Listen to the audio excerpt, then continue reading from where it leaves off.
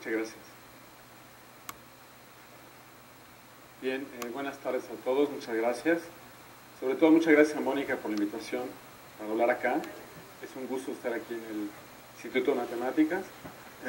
Y voy a hablarles sobre un modelo de reacción-difusión que es hiperbólico.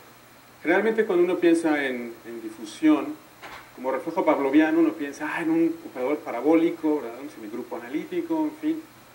Y esto es un área de investigación que yo empecé hace como un par de años, empecé a explorar, y les voy a presentar precisamente un modelo de lo mismo. O sea, es el fenómeno de difusión como tal, pero es hiperbólico. ¿Sí? Espero que les parezca interesante. Bien, vamos a empezar con un poquito de historia. Y bueno, si nosotros queremos modelar la conducción de calor en un sólido, todos conocemos la ecuación del calor. Es una ecuación diferencial parcial, lineal, de tipo parabólico. Si θ, por ejemplo, representa la distribución de temperatura en el sólido, donde x es precisamente la variable espacial, x está en omega, donde omega es nuestro sólido, piensen en una barra, por ejemplo, una barra finita, t es el tiempo. Entonces la distribución de temperatura está gobernada por la ecuación del calor, que todos conocemos. ¿Sí? Si pensamos en un medio infinito, una barra infinita, por ejemplo, que no existe, pero que se puede plantear el problema matemático de resolver la ecuación de calor con ciertas condiciones iniciales, podemos pensar en una barra infinita. ¿De acuerdo? Esta es una ecuación que nosotros presentamos a nuestros estudiantes en el curso de ecuaciones diferenciales parciales, es muy conocida. Sin embargo, el modelo tiene dos pedazos, dos vertientes. ¿Sí? Vamos a hacer una deducción fenomenológica de la ecuación del calor. En primer lugar, tenemos una ley universal, que es una ley de conservación. Si no tenemos fuentes de calor, perdón, entonces en un sistema cerrado, el calor, la temperatura va a evolucionar de acuerdo con una ley de conservación, que es precisamente esta, es una ecuación hiperbólica, bueno, no es hiperbólica, es una ecuación de primer orden, es lo que quise decir, en el que la razón de cambio de la temperatura total en un pequeño volumen de mi sólido tiene que estar relacionada con cuánta temperatura, cuánto calor sale por la frontera de ese sólido. ¿Sí? Por lo tanto, tenemos un vector de flujo de calor que nos dice en qué dirección va y qué tanto calor sale en un pequeño elemento de superficie de nuestro dominio. ¿Sí? La siguiente parte del modelo es en realidad una ley fenomenológica, es una ley empírica, que es la que descubrió Fourier en 1822 en su famoso tratado La teoría analítica del calor, en 1822, y lo que dijo fue, bueno, pues el flujo de calor tiene que ser proporcional al gradiente de temperatura. ¿Sí? Que tanto calor pasa en un punto tiene que ser proporcional a la diferencia de temperaturas. ¿Sí? Y este signo acá menos es porque, como todo el mundo sabe, todo un niño de 6 años sabe, el calor tiene que pasar de la región de más alta temperatura a la región de menor temperatura. ¿Sí? Si nosotros sustituimos esta ley fenomenológica, donde este coeficiente K es un parámetro físico que mide la conductividad térmica del sólido, entonces obtenemos lo que se conoce como la ecuación del calor. ¿Sí?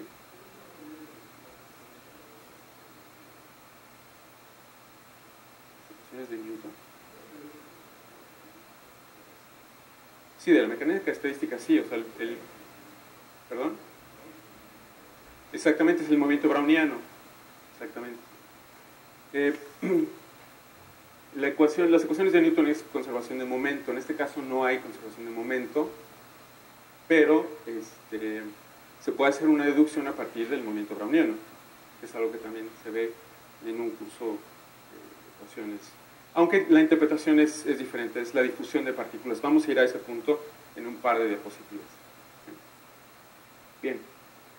Si nosotros pensamos en este modelo también como una ecuación de difusión, que es precisamente lo que estabas preguntando, nosotros podemos modelar la dispersión, por ejemplo, de partículas, de individuos, de células, ¿sí? En un medio, siguiendo más o menos la misma deducción.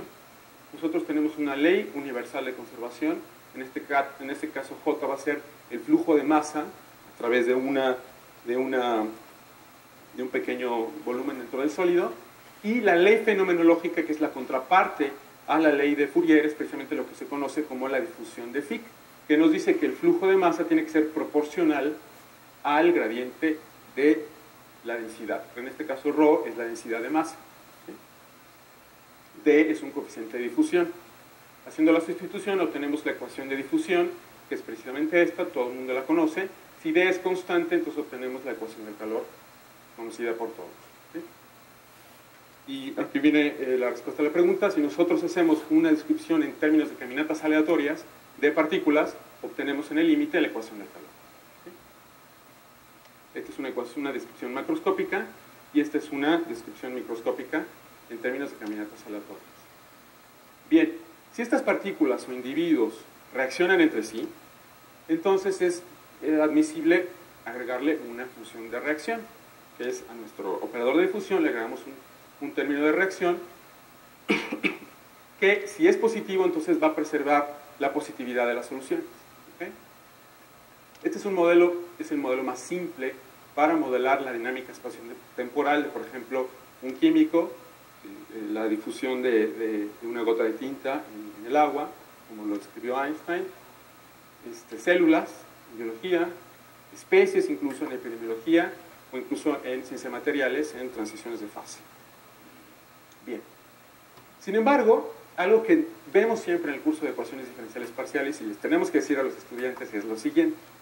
Vamos a suponer que yo tengo una barra infinita, ¿sí? Y tengo una delta de Dirac como condición inicial.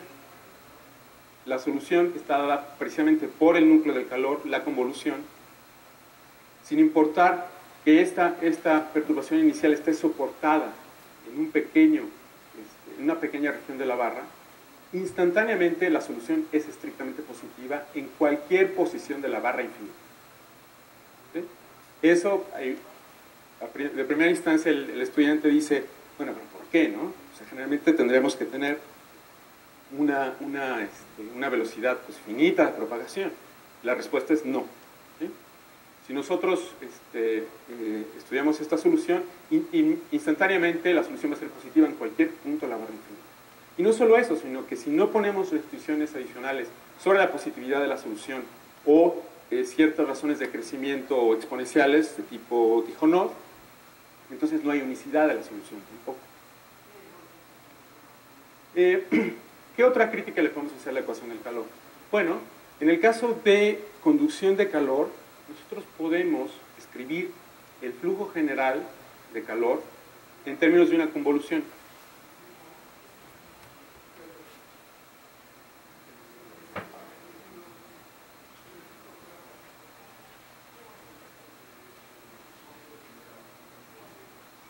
O sea, no es realista, pero incluso si yo le pongo, por ejemplo, una barra infinita como condición inicial soportada en -1, con valor 1, ¿sí?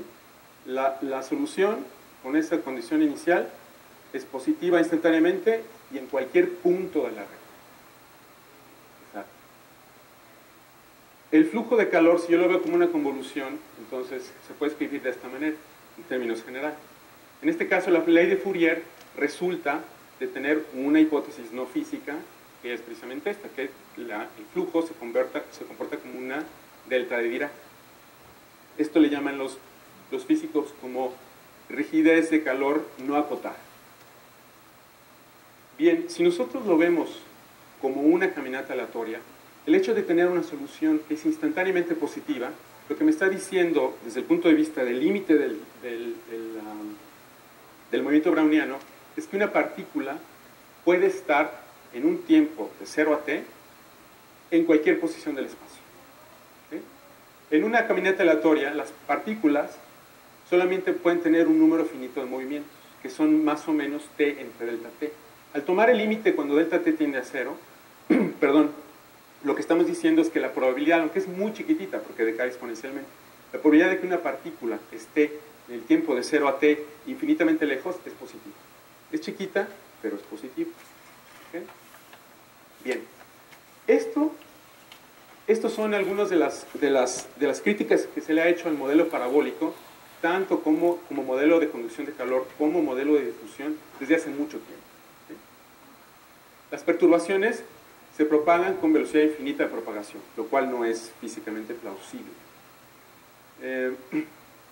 En otras aplicaciones, por ejemplo, procesos de transporte anómalo, acústico o efectos de memoria en materiales compuestos, es importante tomar en cuenta el proceso de difusión como si fuera ondulatorio, ¿sí?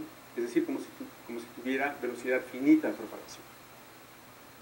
El movimiento browniano es una descripción apropiada cuando uno hace el ejemplo de la gota de tinta de Einstein.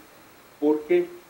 En realidad, el camino medio de las partículas es una fracción del diámetro de las moléculas. Es muy chiquito con respecto al diámetro de las moléculas.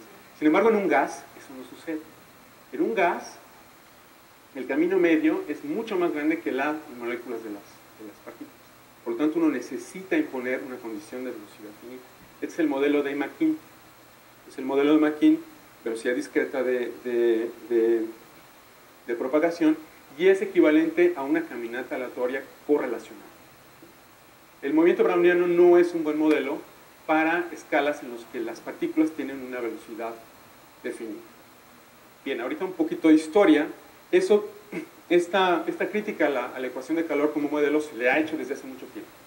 Y el primero, y por eso pongo la foto, el primero que se dio cuenta fue Maxwell, James Clerk Maxwell. El mismísimo Maxwell en 1867 en un paper propuso la siguiente ley de transferencia de calor. Le puse con otro colorcito acá, una derivada con respecto al tiempo.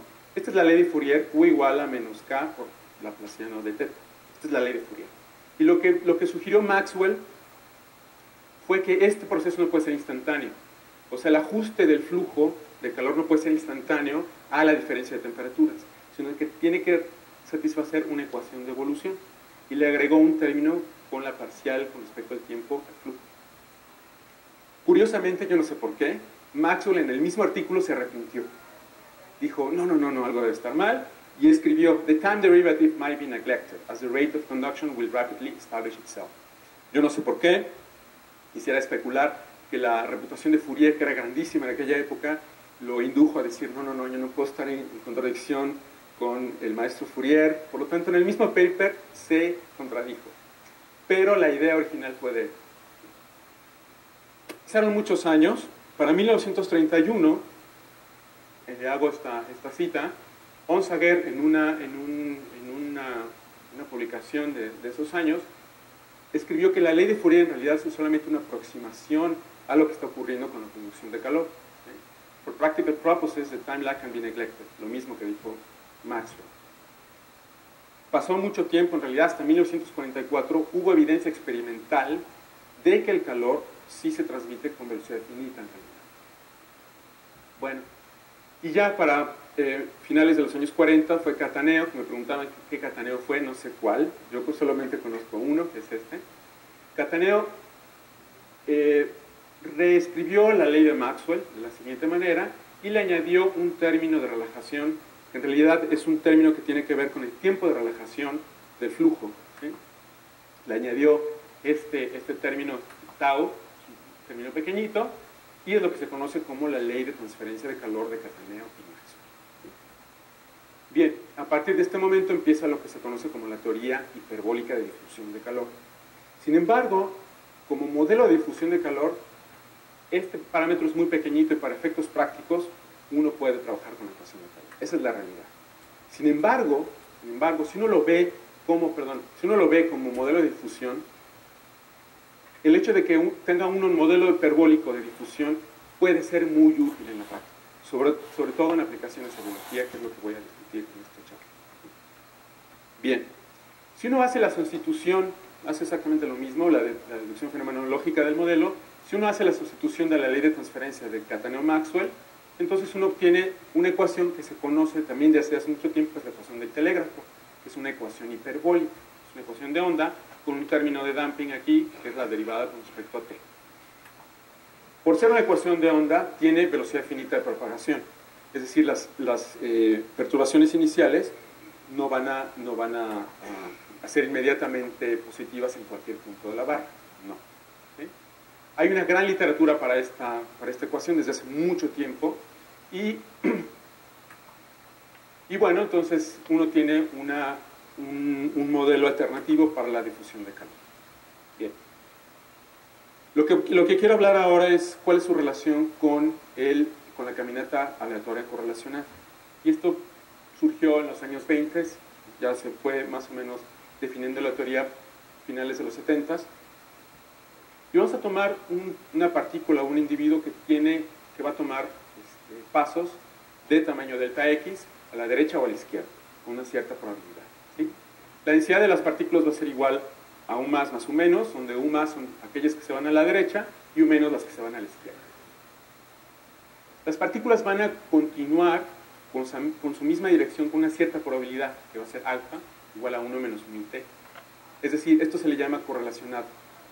En la caminata aleatoria del momento browniano, las partículas hacen lo que quieren y no hay una historia pasada. O sea, no van a seguir su dirección actual, digamos. Aquí sí va a tener una cierta probabilidad el hecho de que la partícula va a seguir o a la derecha, si es que en el paso anterior iba hacia la derecha, o a la izquierda, en su caso. La probabilidad de ir en la otra dirección es beta, igual a mu por delta t, y mu es la frecuencia de dar una vuelta, ¿sí?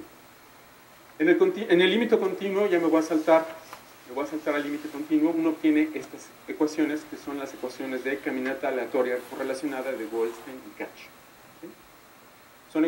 Ya en el límite son ecuaciones diferenciales parciales de primer orden para las densidades de las partículas que van a la derecha o a la izquierda.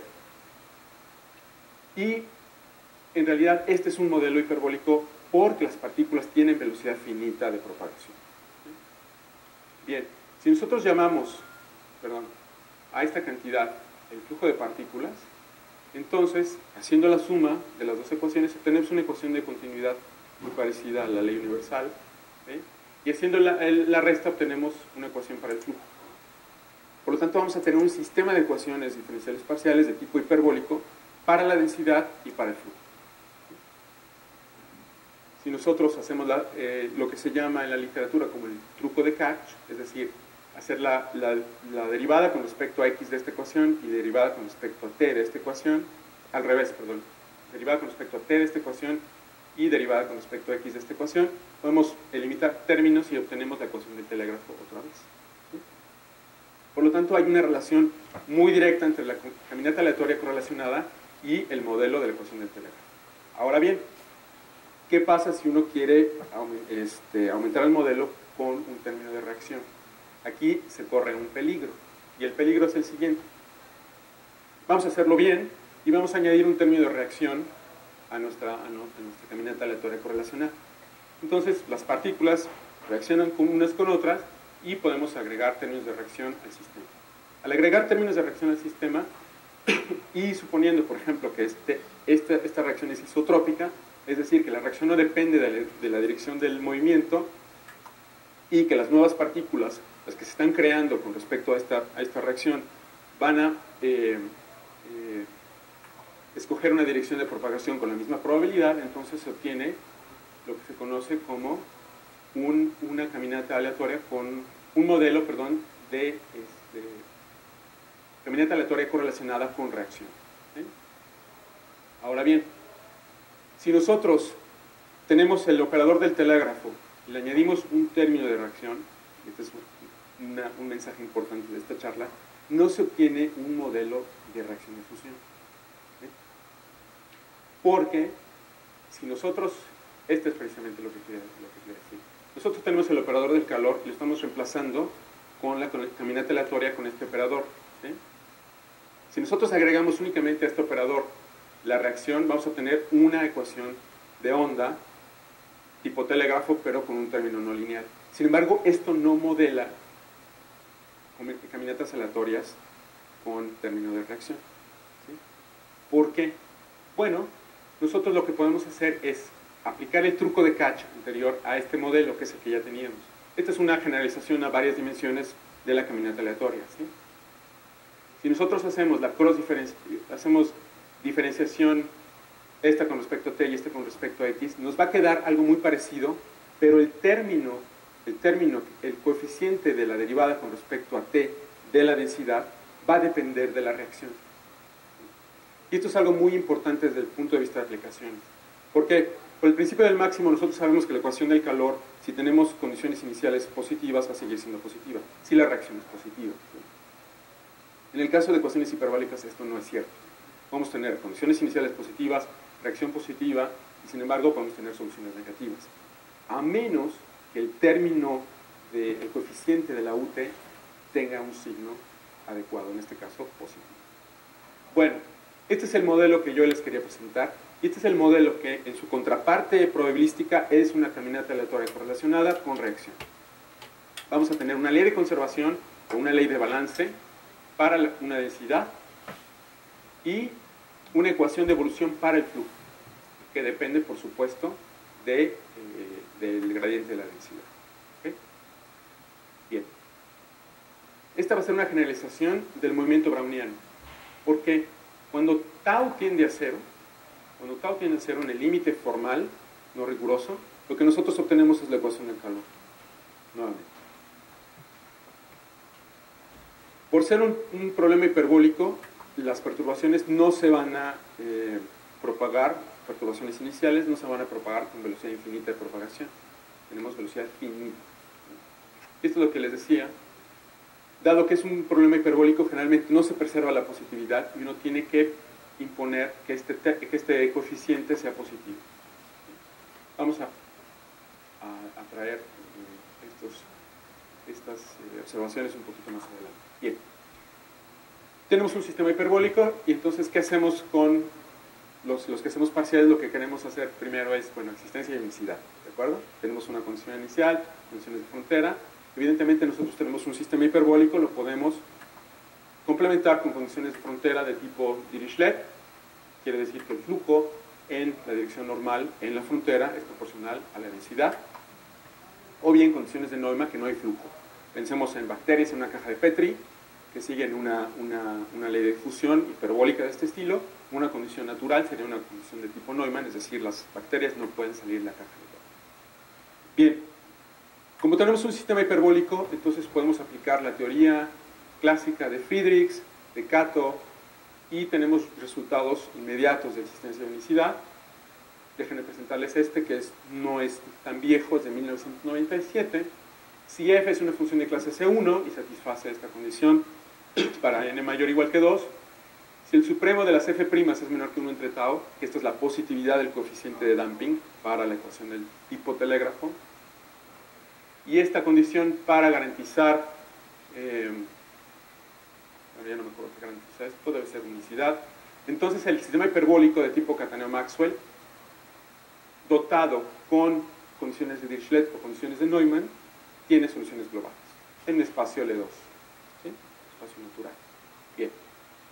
Sin embargo, y eso es algo que a mí me llamó mucho la atención cuando me encontré con los artículos estos de Cataneo y demás, es lo siguiente.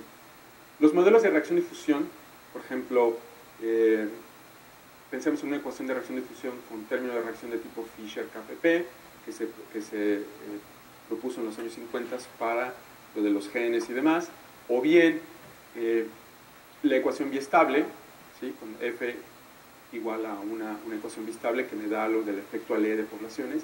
Una de las principales y de los objetivos primordiales de estos estudios es encontrar soluciones de tipo de onda viajera. ¿Qué son estas soluciones de tipo onda viajera? Bueno, son estructuras coherentes, son soluciones que se van a propagar con una cierta velocidad.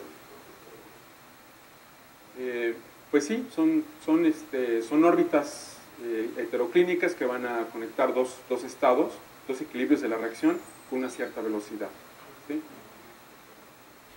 El solitón sería como una homoclínica porque es de 0 a 0, ¿no? También con una cierta velocidad, exactamente. Aquí quiero hacer un comentario que es muy importante. Estas ondas son en realidad, bueno, pues van a modelar cómo se van a mover las bacterias, digamos, en un dominio. Y la velocidad de estas ondas no tiene que ver con la velocidad de las partículas, es una velocidad de grupo. Las partículas o las perturbaciones iniciales se mueven con velocidad infinita, ¿cierto? Para un modelo parabólico. Pero las ondas viajeras Para el modelo parabólico, esas tienen velocidad finita de propagación, porque es la estructura la que va a tener cierta velocidad, no las partículas individuales. Exacto, exacto. Pues es en realidad una hipótesis que se le pone a la caminata aleatoria, ¿no? Que va a tener una probabilidad de irse infinitamente lejos. En este caso es una estructura coherente que se va a transportar, que va a transportar la información, que va a transportar la energía, la masa, etcétera, con una velocidad finita. Y son modelos ampliamente estudiados desde los años 50. Seguramente ustedes conocen este tipo de ondas mejor que yo. ¿Sí? Entonces la pregunta es, ¿cuál es la contraparte hiperbólica? ¿Existen ondas viajeras o no? Y algo que me causó demasiada sorpresa es que no existían estudios, no muchos, sobre existencia de ondas viajeras para este tipo de modelos. Hay muchísimo para la ecuación del telégrafo, por ejemplo. ¿Sí? Pero para estos modelos de Cataneo-Maxwell hay muy poco. Veamos un ejemplo, y es el caso de la ecuación biestable. Es una función de reacción que lo que nos va a modelar es el efecto Alé. El efecto Alé es, bueno, si mi población está por debajo de un cierto umbral, entonces no hay cooperación entre los individuos y estos van a tender a desaparecer. Pensemos en una ecuación diferencial ordinaria con esta función del lado derecho. Entonces alfa es un número entre 0 y 1. 0 y 1 son los equilibrios estables de la función.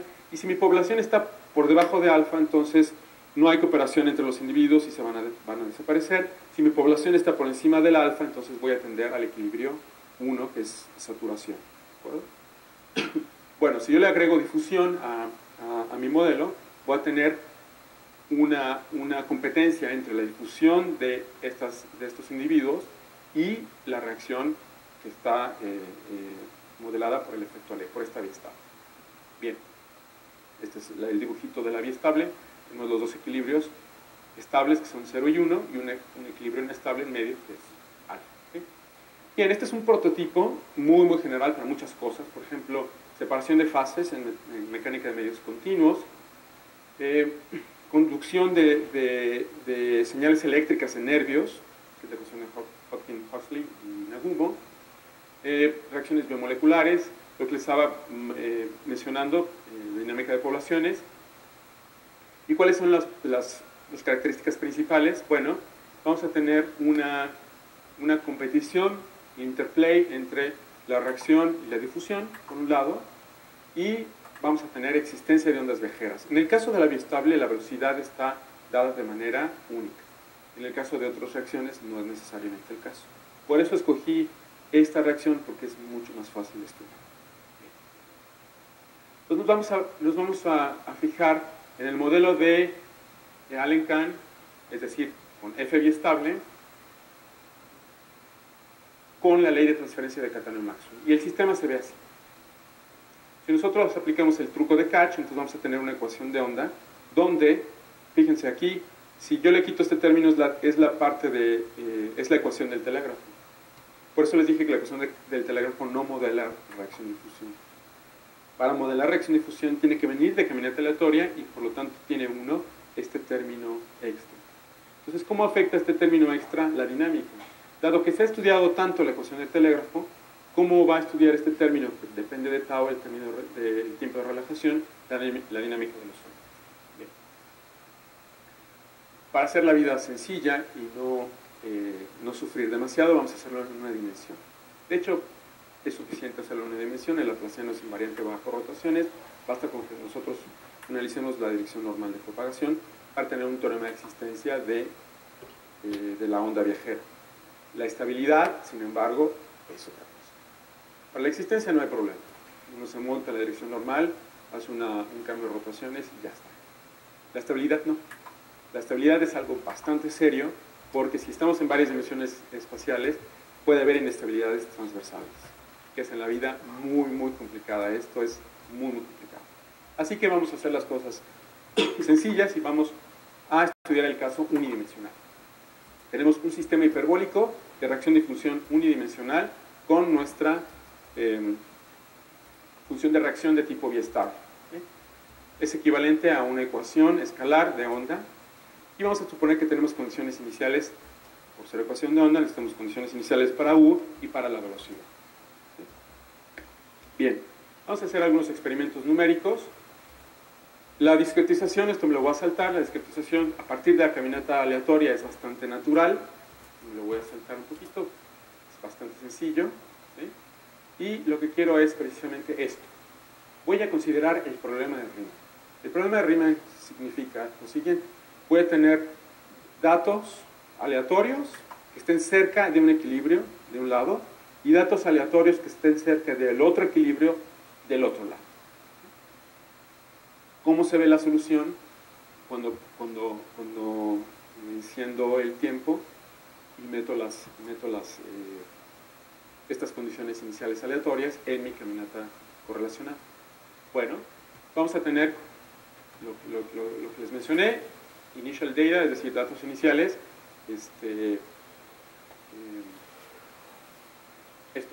datos iniciales en random, aleatorios, y en el caso del modelo hiperbólico vamos a tener que después de cierto tiempo esto se va a parecer a una onda viajera.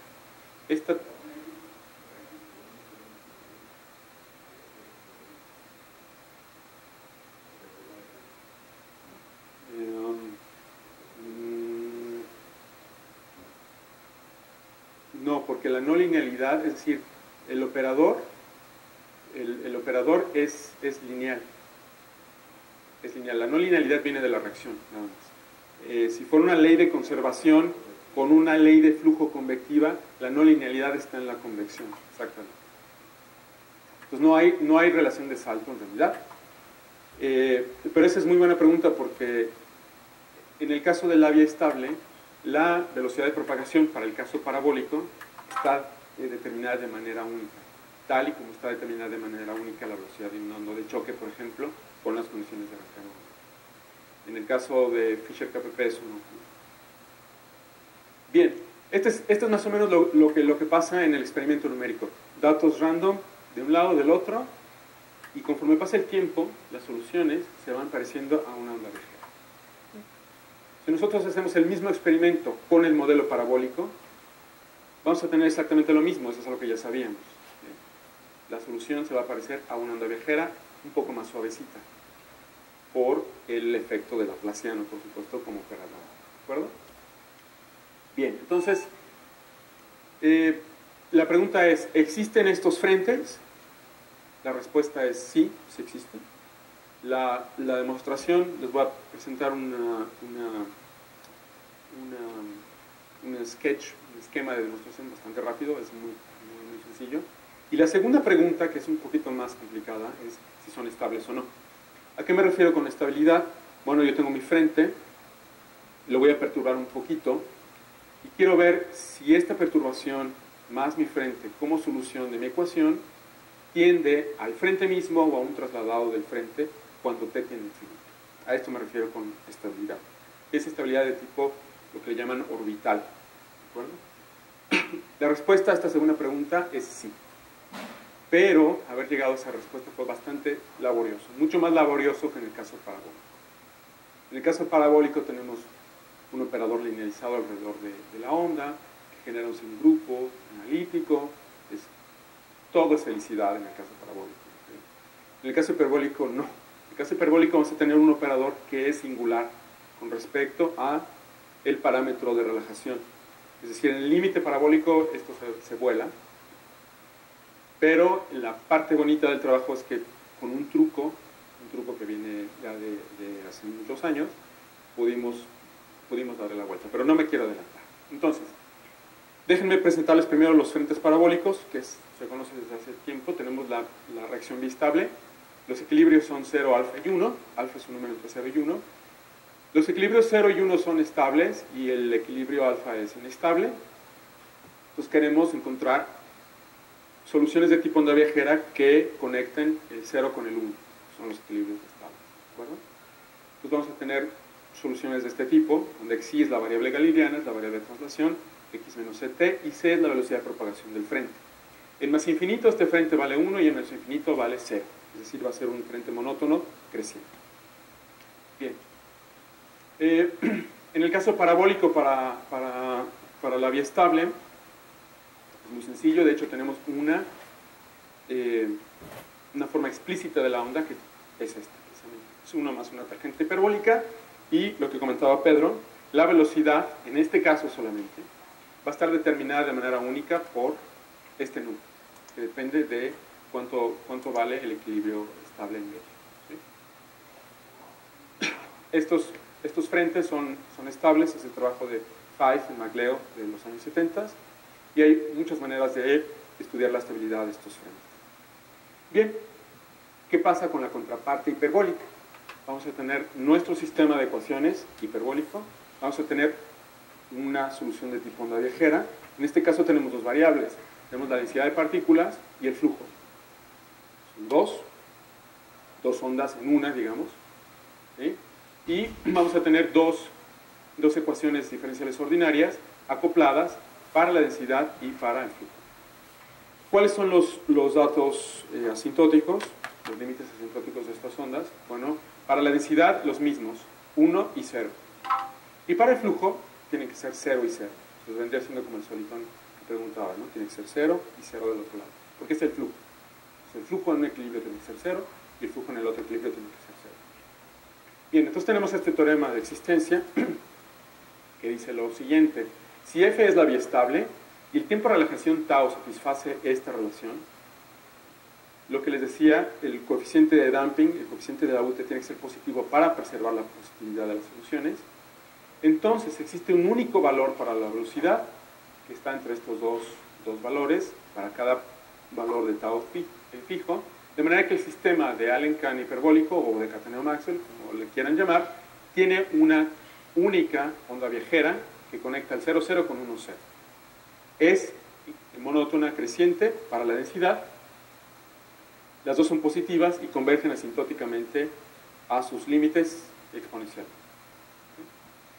Esta velocidad depende continuamente del parámetro tau, y esto no es grande de sorpresa. Cuando tau tiende a 0, que es el límite parabólico, esta velocidad tiende a la velocidad del caso parabólico. Le puse aquí c de Allen-Cahn. ¿De acuerdo? Bien, no los quiero aburrir con la demostración, pero una imagen vale más que mil palabras. Y el método para demostrar esto es muy sencillo, es simplemente con el shooting method. ¿Sí?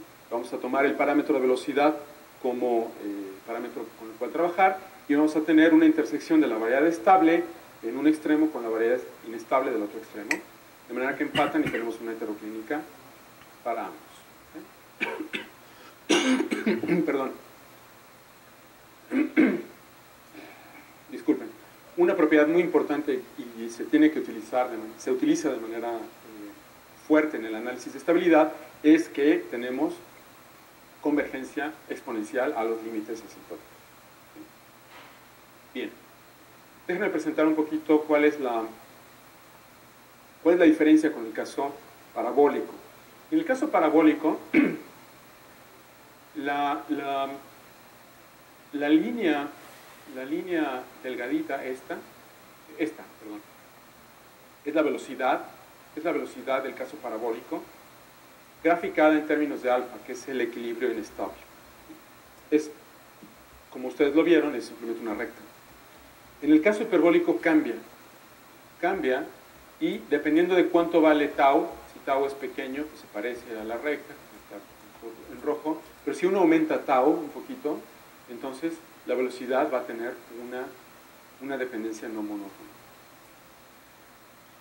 Bien, si nosotros graficamos el error relativo de mi velocidad con respecto a la velocidad parabólica en términos de alfa, tenemos algo parecido, es decir, viene siendo 0 en el caso del modelo parabólico, y conforme uno varía tau, va a tener un comportamiento distinto. En este caso, por ejemplo, cuando tau es bastante grande, el error relativo se puede hacer negativo. No hay no hay una monotonicidad con respecto al parámetro alfa. Bien. ¿Qué pasa con la estabilidad? La estabilidad es algo un poquito más complicado y en el caso parabólico se conoce desde hace mucho tiempo, desde finales de los 70s, y es lo siguiente: si nosotros tenemos una perturbación del frente parabólico, esta nueva solución va a tender a un trasladado del frente parabólico, dependiendo de cuánta masa yo le puse a la perturbación, cuando t tiende a infinito. Esto se le llama estabilidad orbital. La variedad que genera mi onda, variedad generada por el parámetro por este parámetro delta aquí, que es el corrimiento de la onda, va a ser un atractor de los datos iniciales. Hay muchas maneras de demostrar esto. Pfeiffer MacLeod, que es el primer trabajo, lo probaron con técnicas de ecuaciones diferenciales parciales, básicamente el principio del máximo para ecuaciones parabólicas. Nosotros acá no tenemos el principio del máximo, tenemos un sistema hiperbólico. Entonces hay toda una literatura con respecto a estabilidad de frentes, y uno de los métodos lo introdujo Sattinger. Sattinger separó el problema de estabilidad en dos. Dijo: muchachos, primero vamos a considerar la parte lineal. Tenemos la onda, linearizamos la ecuación alrededor de la onda y nos fijamos cuál es el espectro de este operador en un espacio apropiado de perturbación. Y después, si el operador se comporta bien, vamos a intentar probar la estabilidad no lineal a partir de técnicas de semigrupos y demás. Esta es la estrategia que nosotros utilizamos en el trabajo, y esto es un poco de propaganda. Es la estrategia que podemos utilizar en el caso de sistemas. El principio del máximo lo podemos utilizar porque es una ecuación y es una ecuación parabólica. Pero ¿qué pasa si tenemos un sistema de ecuaciones y no podemos aplicar el principio del máximo? ¿Sí? Entonces, esta técnica, en realidad, aunque lo estamos aplicando a un modelo básicamente escalar, se puede aplicar para sistemas. Bien, ¿en qué consiste? Déjenme empezar esto. Este es el teorema de estabilidad y dice lo siguiente: vamos a tener nuestra vía estable, un tau admisible, un tiempo de relajación admisible, y U mayúscula y V mayúscula es la onda viajera. Entonces existe un épsilon tal que si mi perturbación está localizada, es decir, la perturbación menos el frente es una función en L2, en este caso en H1, que decae en más infinito y en menos infinito, una perturbación localizada, entonces el problema de Cauchy, la solución del problema de Cauchy para el sistema completo con esta condición inicial satisface lo siguiente, que es mi solución menos un trasladado de mi onda viajera es menor o igual que la norma H1 de mi condición inicial por exponencial de menos teta por t. Es decir, decae cuando t tiende a más infinito. Esto es estabilidad orbital de la onda si yo perturbo poquitito el frente. La demostración, como les comenté, tiene tres partes. Ahí, muy rápido. La primera parte es lo que se conoce como estudiar la estabilidad espectral. ¿Qué significa esto? Yo tengo mi onda, linearizo mi ecuación alrededor de esta solución, tiene coeficientes variables, es un operador diferencial en un cierto espacio de Banach, y analizo el espectro. Y lo que quiero demostrar es que el espectro está en la parte estable del plano complejo unido en el cero. El cero, ¿por qué? Porque siempre cualquier traslado de la onda sigue siendo una función propia del operador. Esta parte no es nada fácil, de hecho es bastante complicada, pero aquí hay algo sorprendente en este caso hiperbólico que ocurrió y tuvimos suerte. La segunda parte es, bueno, ya que tenemos un operador que es espectralmente estable, vamos a ver qué semigrupo genera y qué propiedades tiene este semigrupo. De aquí vamos a aplicar un teorema que es muy conocido en la comunidad que trabaja estabilidad de ondas viajeras, que es el teorema de Gerhardt-Prus. El teorema de Gerhardt-Prus dice lo siguiente: yo tengo un operador que es generador infinitesimal de un semigrupo. Este semigrupo va a decaer exponencialmente si el espacio es de Hilbert y yo puedo establecer estimaciones de resolvente finitas cerca del eje imaginario. Existen contraejemplos de que no es siempre cierto que el semigrupo va a decaer exponencialmente si el espacio es de Banach o bien si estas estimaciones de resolvente no son ciertas. Lo que ellos hicieron fue reducir, especializar el análisis de espacios de Hilbert y con este tipo de estimaciones para concluir. ¿De acuerdo? Y finalmente la parte de estabilidad no lineal, que es, bueno, básicamente aplicar la fórmula de variación de parámetros para controlar los términos no lineales que son pequeñitos, sin perturbaciones pequeñas. No me queda mucho tiempo, así que yo creo que me voy a concentrar en la parte espectral, que es la más divertida en realidad, porque ahí es donde ve uno cuál es la contraparte parabólica y cuáles son las dificultades por tener un operador hiperbólico. Bien, entonces vamos a empezar con la parte espectral. Nosotros tenemos un sistema hiperbólico. Si nosotros linearizamos el operador alrededor de la onda viajera, U mayúscula y B mayúscula, vamos a tener un operador de este estilo. Es un operador de primer orden que es singular. Es singular porque esta matriz B deja de ser invertible cuando tau tiende a 0. Este es un operador densamente definido, cerrado, en el espacio H1, que vendrá siendo el espacio de perturbaciones localizadas. ¿Sí? Dominio H1 en L2.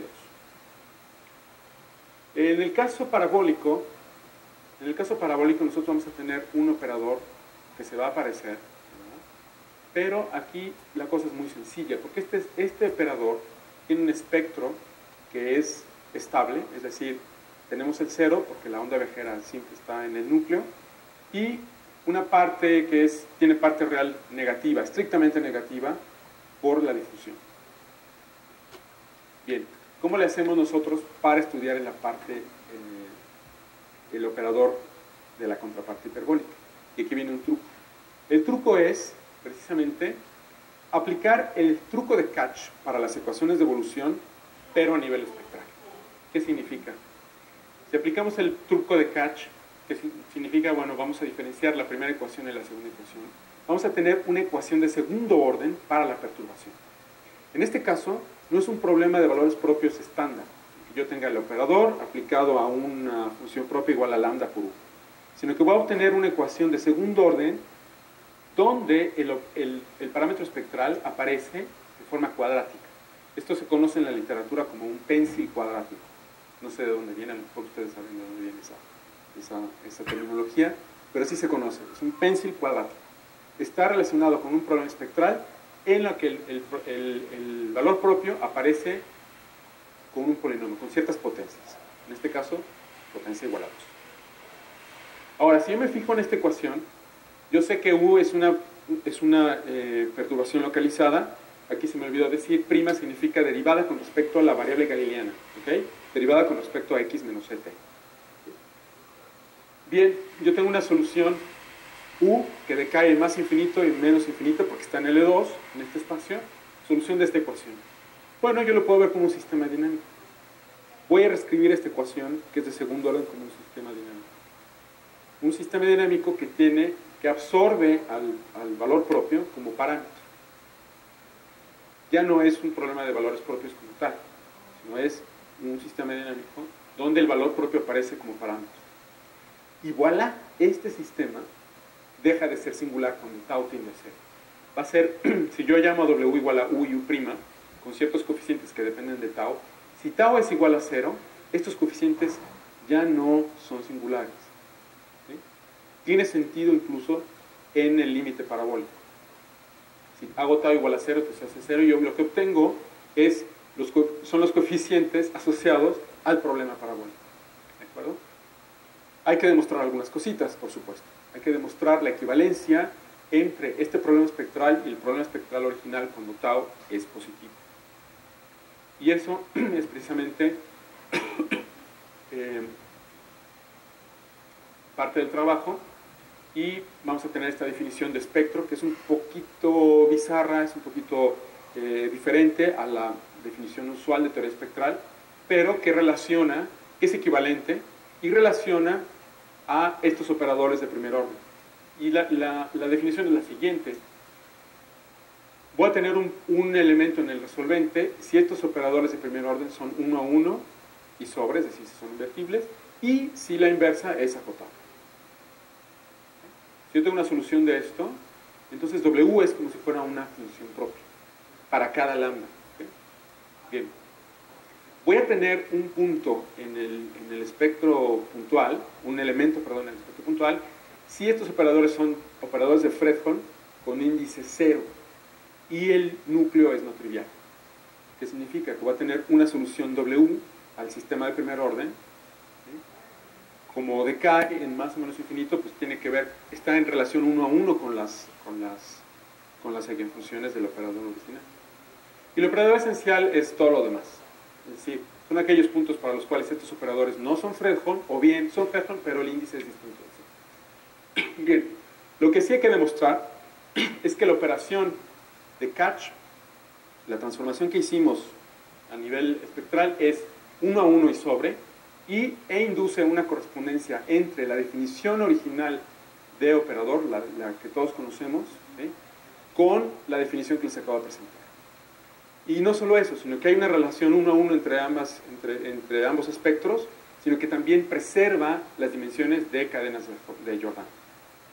Eso no pongo detalles acá, pero se tiene que demostrar. Y esa es la parte diferente, es lo que cambia en el caso hiperbólico. En el caso parabólico es automático. Hay una relación 1 a 1 entre los kernels. Acá no. Bien. ¿Cuál es la siguiente idea? Se me está acabando el tiempo. Me voy a saltar la parte del espectro esencial y me voy a pasar a la parte del espectro puntual. Espectro puntual, acá está. ¿Cuál es la idea para demostrar que el espectro puntual es estable? Bueno, la idea es la siguiente. Si tau es suficientemente pequeño, entonces esta ecuación, la ecuación de segundo orden, se comporta como esta ecuación, siendo tau igual a 0. Y esta ecuación es la ecuación de la contraparte hiperbólica. Entonces, el método para demostrar en una vecindad de tau alrededor de 0, la estabilidad espectral, fue la siguiente. Vamos a perturbar el operador de primer orden con tau y aplicando un resultado teórico de lo que se conoce como la función de Evans. Se puede demostrar que las funciones de Evans, ¿qué es la función de Evans? La función de Evans es un simple Wronskiano, es un simple determinante que se va a anular precisamente en los valores propios. Bien, es una función analítica como función del valor propio. Lo que se demuestra es, a partir de un resultado general de funciones de Evans para sistemas perturbados, las funciones de Evans van a converger uniformemente en compactos de cada punto del plano complejo. Y por convergencia uniforme, la estabilidad del caso parabólico, que es tau igual a 0, me va a proveer de estabilidad en el caso hiperbólico, cuando tau es positivo, pero suficientemente pequeño, en compactos de compactos de plano complejo. Entonces, de esta manera se demuestra, es esto acá, esta es la estabilidad del caso parabólico, y por un resultado de convergencia de las funciones de Evans para el caso perturbado, que es un trabajo de hace muchos años, en colaboración con Kevin Sundgren, se puede demostrar también que para valores pequeñitos de tau, estas ondas son estables. Pero ojo, nos interesa tau en un intervalo un poco más grande, ¿no es cierto?